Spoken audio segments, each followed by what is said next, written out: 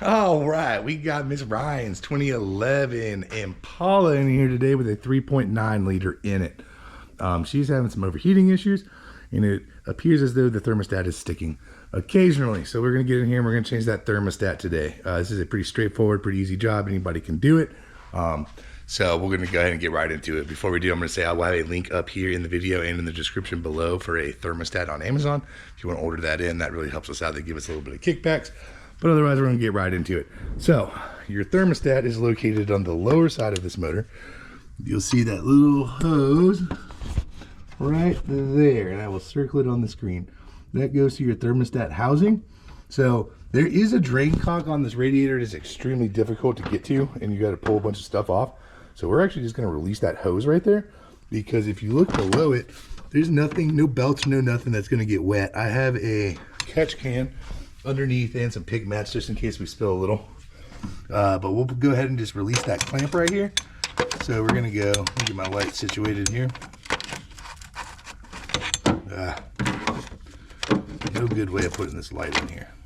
So we're gonna come right in here with our hose clamp pliers, release this clamp and get this hose off, and then it'll drain out straight down, right? And we'll try to catch what we can. And then the bolts are 10 millimeter and they go in this direction towards the engine, but I will show you that whenever we get there. All right, so I slid in there with these hose clamp, locking hose clamp pliers. They fit right in there with that 45, and it was absolutely perfect. Easy peasy lemon squeezy.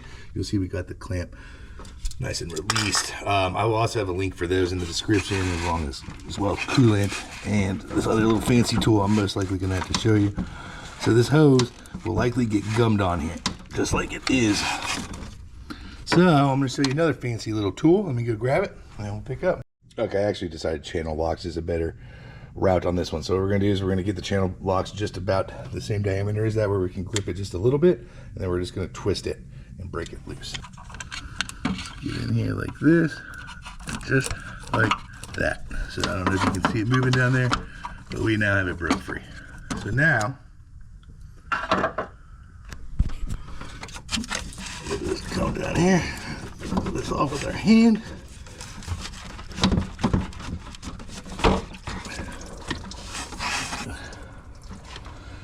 And not lose very much fluid at all, because that thermostat is closed.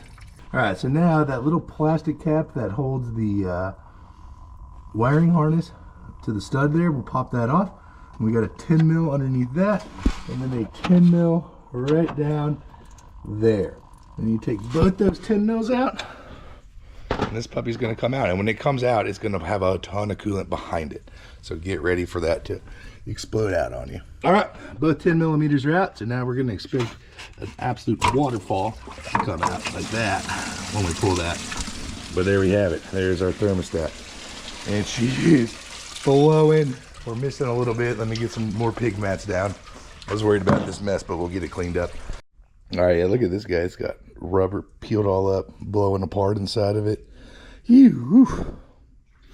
Okay, so let's notate where the little bleeder outlet is. It is in that direction. So like at the same side as this hump on the thermostat.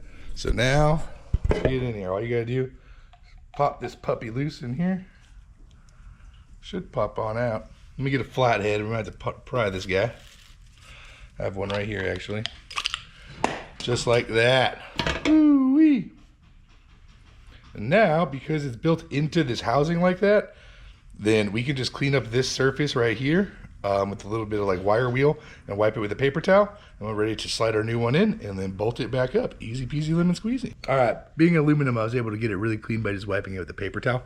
So now all we need to do is we're gonna look at this little like brass pin up here that still allow air to pass through whenever you're bleeding it, make it a little easier. We line that up with the hump because you want it to be at the top of the flow. And then you just press this new guy in just like that. Now we're ready to slide it back in and get these bolts started by hand.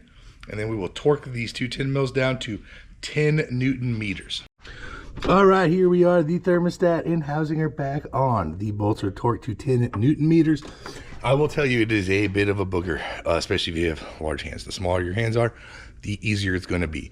But yeah, I stuck it down with the 10 mil with the stud on it and held it with my left hand, using my right hand to get that bolt started.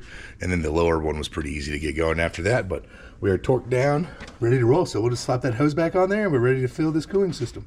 Oh, I got to talking to other people and forgot to record the daggum cooling system fill, but it's really easy. You just go through the spout at the top of the Malibu there, and then just rev it up a little bit at like maybe 2,500 RPMs for like 30 seconds, turn it off, top it back off, just do that like 3 or 4 times with your heater on blast, and then once it gets hot, you know, it's pretty much bled. I will also put a link down below to a video showing how to bleed that cooling system, but otherwise that's all there is to changing that thermostat.